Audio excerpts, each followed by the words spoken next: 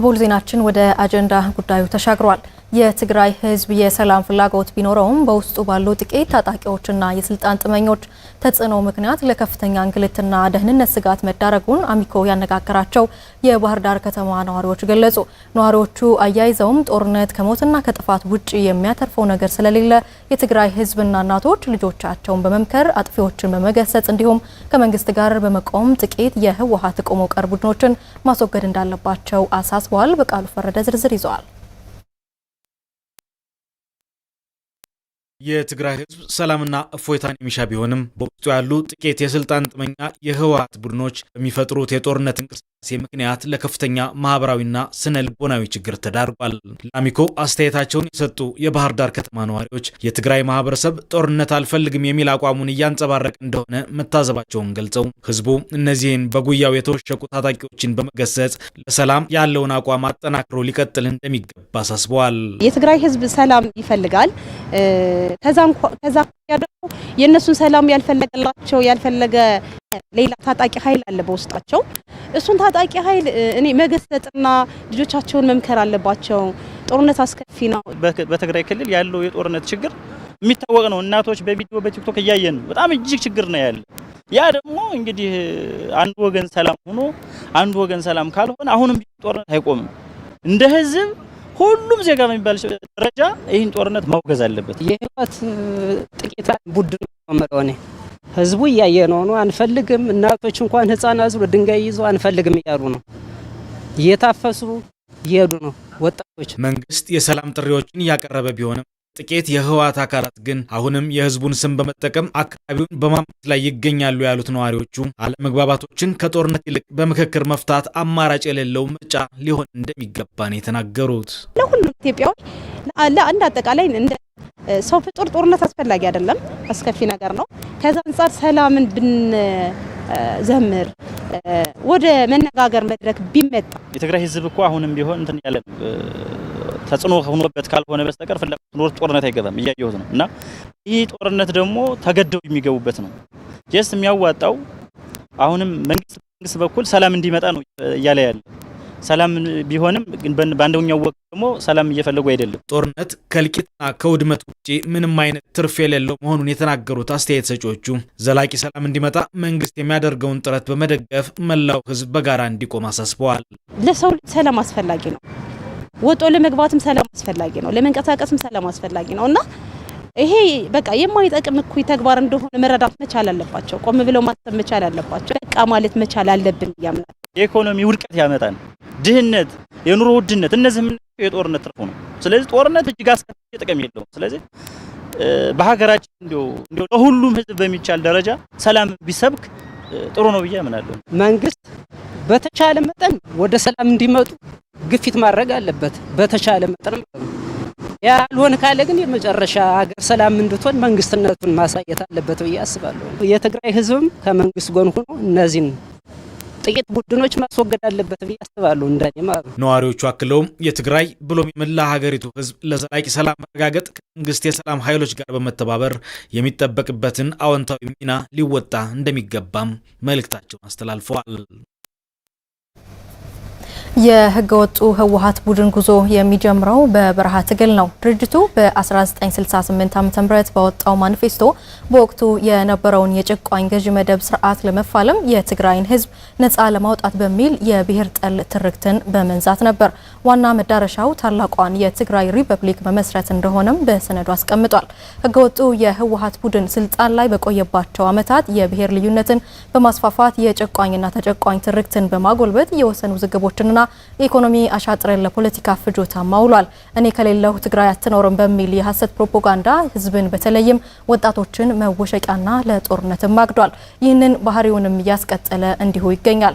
ዘጋቢያችን በቃሉ ፈረደ የህገወጡን ህወሓት የፖለቲካ ምስረታ ዓላማ፣ የተከተላቸውን አደገኛ ስልቶችና የደቀናቸውን አደጋዎች ያስቃኘናል። የህወሓትን ምስረታ ዓላማ፣ የትጥቅ ትግል ጉዞ፣ የተከተላቸውን ስልቶችና በሀገሪቱ የደቀናቸውን አደጋዎች እንዳስሳለን።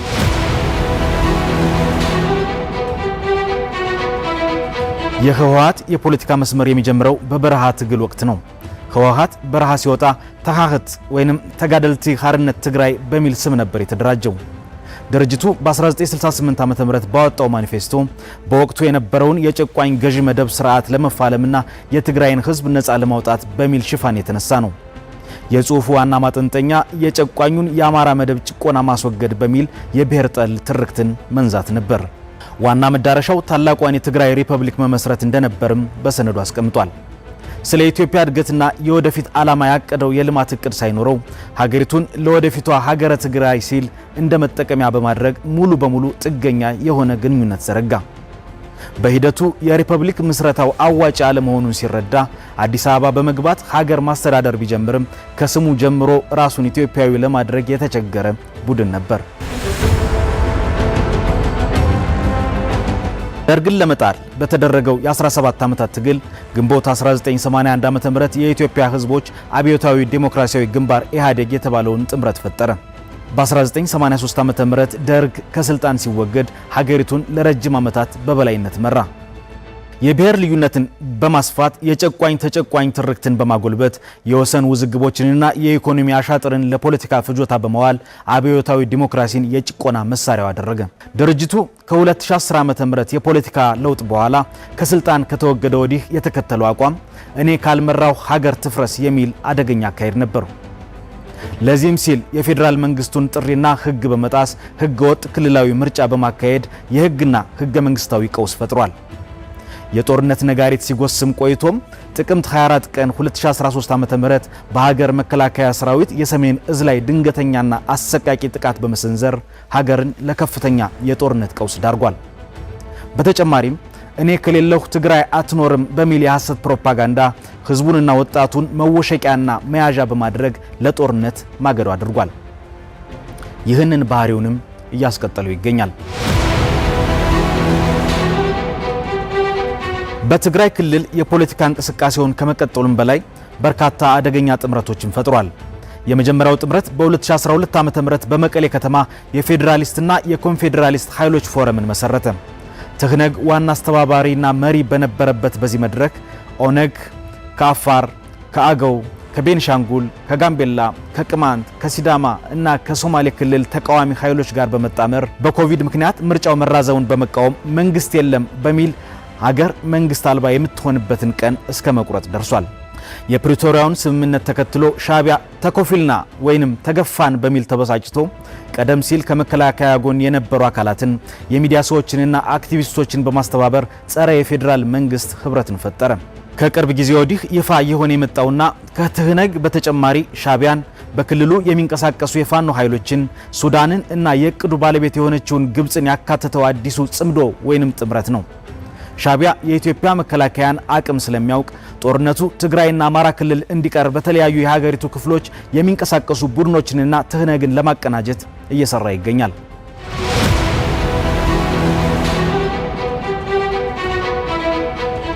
ህወሓት የኢትዮጵያን ሰላም ለማደፍረስ ከታሪካዊ ጠላቶችና ከቀጠናው አፍራሽ ኃይሎች ጋር አደገኛ ጥምረት በመፍጠር ከውጭ ኃይሎች ጋር ተቀናጅቶም እየሰራም ይገኛል። የትግራይን ወጣት ለሱዳንና ለሌሎች የውጭ ኃይሎች አሳልፎ በመስጠትና በሰው ሀገር ጦርነት በማስጨረስ የክህደት ታሪክም እየሰራ ሲሆን በአፍሪካ ቀንድ አካባቢ የማያቋርጥ ሁከትና የጦርነት አዙሪት እንዲደገስም እየሞከረ ነው። በትግራይ ላይ ከባድ ግፍ ከፈጸመው ሻዕቢያ ግብፅና በሀገር ውስጥ ከሚገኙ ታጣቂ ቡድኖች ጋር ሊተገበር የማይችል ጽምዶ በመፍጠር ለቀጠናው ስጋት ሆኖ ቀጥሏል። በአጠቃላይ የህወሓት ይህ ሁሉ ተንኳሽና የጥፋት ፖለቲካ ለሀገራችን ኢትዮጵያ ከፍተኛ ማህበራዊ፣ ኢኮኖሚያዊ፣ ፖለቲካዊና ሰብአዊ ቀውስ መንስኤ ሆኖ ቀጥሏል። የህወሓት ፖለቲካ የጥፋት ጉዞ በሀገር ደረጃ በርካታ ኢኮኖሚያዊ፣ ማህበራዊና ፖለቲካዊ ቀውሶችን ያስከተለና በታሪክ ሂደት ውስጥ ከፍተኛ ውድቀት የተመዘገበበት መሆኑን የተለያዩ የፖለቲካ ምሁራን ይገልጻሉ። ህገወጡ የህወሓት ቡድን አሁንም በግትር አስተሳሰቡ ሀገርን ለማተራመስ ዳግም እየሰራ ይገኛል። ለመሆኑ የህወሓት ህገወጥ ቡድን ጥንተ ባህሪ ከምስረታው ጀምሮ ምን ይመስላል? ዘጋቢያችን ዘመኑ ይርጋ ከአማራ ስቴት ዩኒቨርሲቲ የህዝብ ፖሊሲና አመራር መምህርና ተመራማሪው ዶክተር ደስታው አማረ ጋር ቆይታ አድርጓል። ቀጥሎ ይቀርባል። ዶክተር ደስታው አማረ አክብረውን ስለመጡ ከልብ አመሰግናለሁ። እኔም አመሰግናለሁ። በተለይ ባለፉት አመታት 2013 ዓመተ ምህረት ጀምሮ ኢትዮጵያ ብሎም ክልላችን በተለዋዋጭ የሰላምና ጸጥታ ችግር ውስጥ እያለፈች ትገኛለች ሀገራችንና ከዚህ ጋር በተገናኘ በተለይ እንደ ሀገር ለሀገራዊ ሰላምና ጸጥታ መከበር መንግስት በቁርጠኝነት የተለያዩ ተግባራትን እያከናወነ ይገኛልና እነዚህ ዋና ዋና እርምጃዎች ምን ነበሩ? ምንስ ያስገኙአቸው ውጤቶች አሉ የሚለው ነገር በቀዳሚነት እንመልከት። በጣም ጥሩ። ለመነሻነት እንደተነሳው እንግዲህ ከጥቅምት 2013 ጀምሮ በጸባጫሪውና ባህሪ በሆነው መጥመቅ ባህሪ በሆነው ህወሓት ምክንያት ሀገራችን እንዲሁም የሀገራችን ህዝቦች ሰቆቃ ልቂትና ልፍ ብሎም ከዚህ ሊጠበቁ የማይችሉ የኢትዮጵያ ህዝቦች ስብዕና ያልሆኑ የኛ ሞራል ያልሆኑ ድርጊቶች ሲተከናወኑ የቆዩበት ሁኔታ ያሙኖ ግን ያለውን ነባራዊ ሁኔታ በሀገራዊና በወደ ሰፊነት ስሜት መንግስት ከጦርነቱ ማግስት ይህን ችግር ለመሻገር በወደ ሰፊነት የወሰዳቸው እርምጃዎች አሉ። የመጀመሪያው ከዚህ አኳያ ተብሎ ሊወሰድ የሚችለው የሰላም ጥሪ በማድረግ በሀገር ውስጥ እንዲሁም ደግሞ ከሀገር ውጭ በፕሪቶሪያ ጭምር በመሄድ በተለይም የአፍሪካን ችግር አፍሪካዊ መፍትሄ መስጠት በሚል በአፍሪካውያን ወንድሞቻችን አደራዳሪነት ምክንያት በማዕከላዊ መንግስቱና በህወሓት መካከል ያለውን ችግር ለመፍታት ጥረት ተደርጓል። በተመሳሳይ ይህንን ስምምነት መሰረት በማድረግ ለሰላሙ ማጽኛ ይሆናል በሚል ተመሳሳይ የዲዲአር ፕሮግራም ተግባራዊ ማድረግ ተሞክሯል። ሁለተኛው ከዚሁ ጋር ሊያያዝ የሚችለው ይህንን ሰላም የበለጠ እንዲጸናና ሀገር እንድትረጋ የበለጠ የጠነከረ ቀጣይነት ያለው ሰላም እና የተረጋጋ ዲሞክራሲ እንዲሰፍን ከማሰብ አኳያ ብሔራዊ የምክክር ኮሚሽን አቋቁሞ መንግስት ተገቢውን ድጋፍ እያደረገ ሌሎቹ ወንድም የአፍሪካ ሀገሮች በሄዱበት ልምድ በመውሰድ ጭምር ተግባራዊ ለማድረግ ጥረት እየተደረገ ነው ያለው። የህወሓት ባህሪ ጥንተ ስሪቱ ምንድነው? ባህሪው ምንድነው? ከዛ በኋላ ሲያስከትለው ልቂት እንዴት ነው የምንመዝነው? ህወሓት ሲመሰረት ጀምሮ ጨቋኝና ተጨቋኝ ትርክት ውስጥ የተወለደ ነው። አንዱ ይሄ የመጣበት ትርክት አሁን ላይም ሆኖ በዘመኑ በዘመነበትና በደረሰበት ያለውን ለውጥ ለመቀበል አስቸጋሪ ሆኖበታል። ሁለተኛው ህወሓት ሲፈጠር በራሱ አስተሳሰብ በራሱ ሳምባና በራሱ ህሌና ታስቦ የመጣ ሳይሆን በሌሎች አስተሳሰብ አስፈጻሚነት ሁሉ የመጣ ነው። የሻዕቢያ እና የጥንት ጠላታችን የግብጽ አስፈጻሚ አካል በኢትዮጵያ ውስጥ ያለ የነሱ አሁንም ጭምር ትላንት ብቻ ሳይሆን አሁንም ጭምር የነሱ ተላላኪ የሆነ ድርጅት ነው። ድርጅቱ በዛን ዘመን በተመሳሳይ ባስቀመጠው ማኒፌስቶ ላይ የአማራን ህዝብ ጨቋኝ እና የመጀመሪያ ጥላቴ ነው ብሎ የተነሳ ድርጅት ነው። ይሄ ድርጅት አሁንም ግጭት ጠማቂ የሆነው ህወሓት ዳግም ወደ ግጭት መልሶ ለመግባት ማሳያዎችን ያመላከተ ነው። እየወሰዳቸው የሚገኙ የውስጥ እርምጃዎችም ጦርነት ለመክፈት ያለውን ዝግጁነትና ፍላጎት የሚያሳይ ነውና እነሱን ነገር እናንሳ። ዳግም ወደ ጦርነት ለመግባት ያለው ፍላጎትን ዋና ዋና ማሳያዎች እንዲሁ ምንድናቸው? የመጀመሪያው እንቅስቃሴ የፕሪቶሪያን ስምምነት እንግዲህ በጊዜያዊ አስተዳደር ትግራይ ህዝብ እንዲተዳደር በእንትን በተደረገው መሰረት መጀመሪያ ያው የጊዜያዊ አስተዳደር ተቋቋመ። በዛን ሰዓት የጊዜያዊ አስተዳደሩ ፕሬዝዳንት ሆነው የተሾሙትን ሰው በመግፋት ከዛ ክልል እንዲወጡ አደረገ። ይሄ ከሆነ ማግስት ዋናው ማሳያ ነው ብለን የምትወስደው በግዳጅ ወጣትን እያፈሰነ ያለው ከዚህም ከዛም ትግራይ ውስጥ ማለት በማስገደድ አሁኑ ዘመን 21ኛው ክፍለ ዘመን ላይ ሆነ ለጦርነት እድሜያቸው ያልደረሱ ወጣቶችን እያገርክና ኮንሰንትሬሽን ውስጥ እያስገባ ዝግጅት ማድረግ ሌላኛው ማሳያ ነው ብለን ልትወስድ ይችላል። እስከ አስገዳጅ አዋጅ እስከ ማውጣት ድረስ የደረሰ ድርጅት ሆኗል አሁን ላይ ማለት ነው። ይህን ኢትዮጵያ ብቻ ሳይሆን ይህንን የሰሙ ዓለማት ጭምር ትክክል አለመሆኑን ህወሓትን እያሳዩ እያወገዙ ያሉበት ማራይ ሁኔታ ነው ያለውና እነዚህን ነገሮች አንስተን ወደ ችግር ወደ ጦርነት ለመግባት ምዕራፍ ላይ ያለ እንደሆነ የሚያሳዩ ምልክቶች ናቸው ብለን እንደ ማስረጃ እናነሳቸው እንችላለን የሚል ሀሳብ ነው ያለኝ። ከዚያ አኳያ ታዲያ የኢትዮጵያ መንግስት የሀገር ሉዓላዊነት የማስከበር ያው መሰረታዊ ኃላፊነት አለበትና አሁን የህወሓትን ጸባጫሪነትም ለዓለም አቀፍ ማህበረሰብ በመሰወቅም ሆነ ሌሎች እርምጃዎችን በመውሰድ ምን አይነት ኃላፊነት ነው ሊወጣ ይገባል የሚሉት? እንደተባለ የመጀመሪያው ነገር አሁን ለዲፕሎማቲክ ማህበረሰቡ ሀገር ውስጥ ላሉትም እንዲሁም ደግሞ ሌሎች በሚደረጉ የሁለትዮሽ ዲፕሎማቲክ ትስስሮች ህወሓትን ባህሪ የበለጠ እስካሁን ሲሰራ ቆይቷል። ግን ደግሞ የበለጠ አሁንም ያለበትን ነባራዊ ሁኔታ ማሳየትና ማስረዳት እንደ መንግስት ከመንግስት የሚጠበቅ ነው ብዬ እወስዳለሁ። ከመንግስት በተጨማሪ ማህበረሰቡ ይሄን ነገር ማውገዝ መቻል አለበት ብዬ ወስዳለሁ። እቺ ሀገር ጦርነት ይበቃታል፣ ህዝቦቿም ተሰቃይተዋል። አሁን ከጦርነት ታሪክ በዘለለ የልማት ታሪክ የምታስመዘግብበት ሁኔታና ነባራዊ አውድ ውስጥ እንዳለች መረዳት መቻል አለበት። በተባበረ ክንድ አሁንም እድሉ እንዳለው ማሳየት የሰላም እድል ማለት ነው።